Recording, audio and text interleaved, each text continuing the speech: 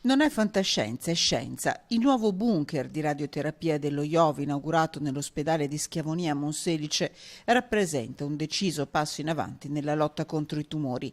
12 milioni e 700 mila euro, quasi totalmente finanziati dalla Regione Veneto.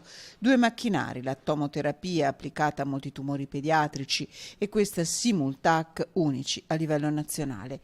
Gioielli, non esitano a definirli i medici dello IOV, a cui brillano gli occhi e che emozionati raccontano di avere trovato nuove energie, perché la cura di queste malattie richiede tanta passione. Tutti siamo orgogliosi di questo avuto traguardo e tutti dobbiamo esserlo, sia da amministratori pubblici che da utenti, direi.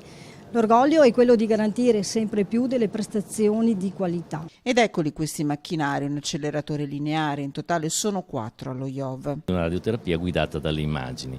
Tenete presente che noi praticamente eroghiamo un trattamento da 1 metro di distanza con la precisione di 1 millimetro. Una tomoterapia e una Simultac, strumentazioni uniche in Italia. Di tomoterapie ne sono montate solo altre 3 in tutta Europa e tra gli impieghi maggiori ci saranno quelli sui bambini che necessitano di trapianto di midollo. Attualmente si fa una total body irradiation, questo farebbe una total marrow irradiation, cioè un'irradiazione del solo midollo osseo.